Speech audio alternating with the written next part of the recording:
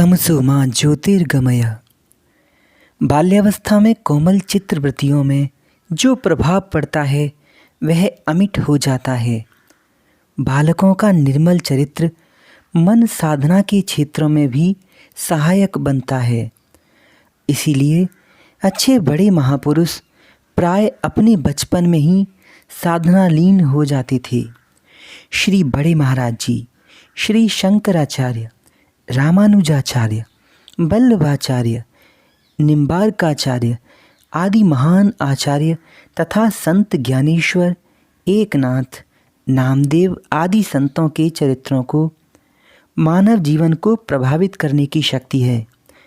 ये शक्ति और भक्ति से भरपूर बाल्यावस्था में ही निखार प्राप्त किए थे।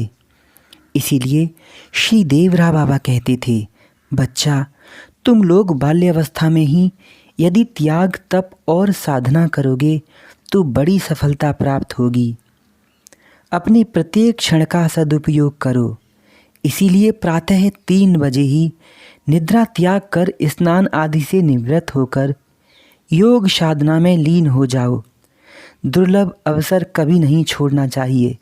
देखो भर्तृहरि ने क्या लिखा है, जब तक शरीर व्याधि रहित हो और इसे बुढ़ापा ना घेर ले, जब तक कि आयु नष्ट न हो जाए, इससे पहले ही मनुष्य को आत्म कल्याण के लिए प्रयास करना चाहिए। आग लगने के बाद उसे बुझाने के लिए कुआं खोदकर जल निकालना मूर्खता होती है।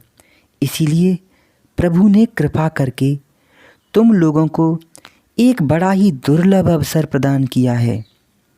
इसका सदुपयोग करके तुम लोग इसे सार्थक करना, अन्यथा तुम्हारे द्वारा न तो लोक का उपकार होगा और न परलोक का। और बच्चा, शरीर पोषण की चिंता मत करो, ये तो मात्र साधन है। तुम्हें उद्धार तो अपनी आत्मा का करना है। शरीर को पोसोगे तो आत्मा निर्मल और मलिन हो जाएगी। आत्मा को निर्बल मत बनाओ, अपने चित्त को मलिन मत करो।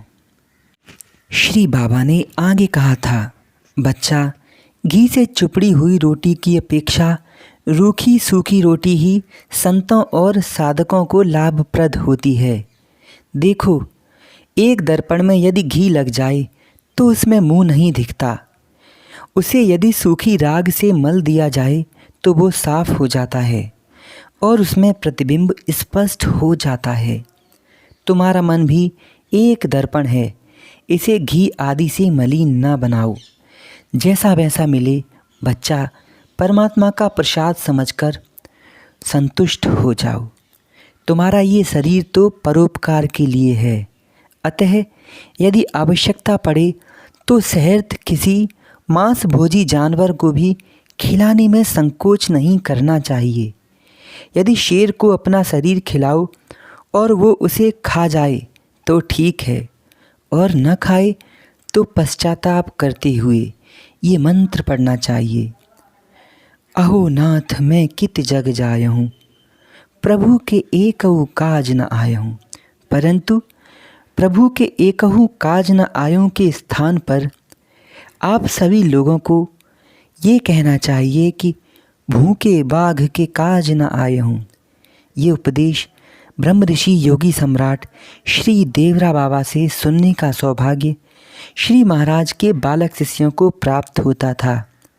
और उनमें खड़े खड़े जो लोग धन्य हो रहे थे, उनमें एक स्वामी पुरुषोत्तमाचार्य जी भी थे, जिनका लिखा ये लेख है।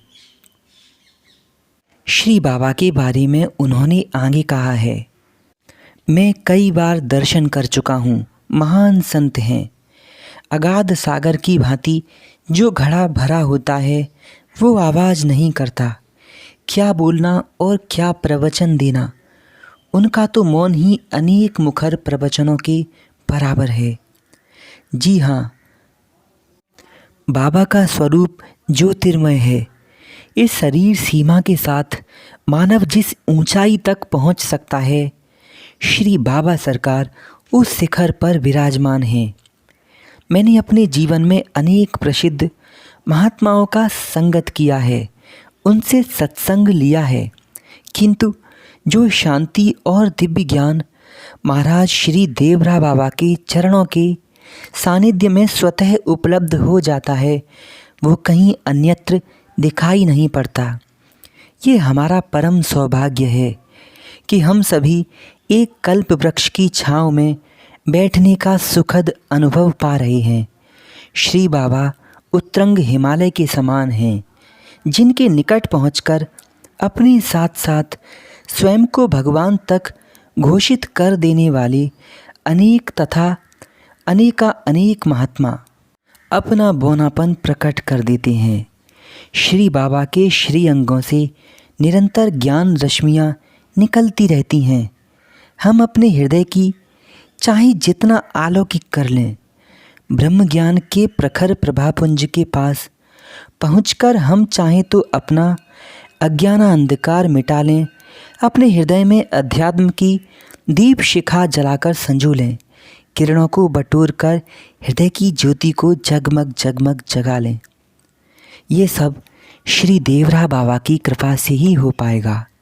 मित्रों, बाबा के बारे में अनेक चर्चाएं आगे हम करते रहेंगे, इसीलिए चैनल को सब्सक्राइब कर लें, बेल आइकॉन को प्रेस कर दें। वीडियो अच्छा लगा हो तो लाइक करें और आपके परिचय के भक्तों और जिज्ञासु साधकों में शेयर ज़रूर करें। क्या पता ये उनके बहुत काम का हो और उनका भला हो जाए।